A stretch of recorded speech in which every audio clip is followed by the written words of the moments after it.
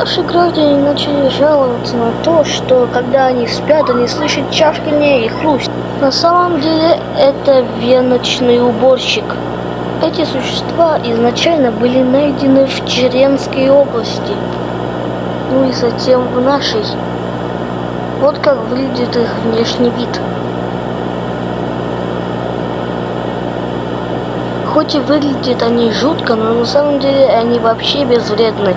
И название уборщик дано им не просто так, потому что они убирают крошки. Но ни в коем случае не злите их, потому что их укус может убить человека, потому что он очень ядовитый.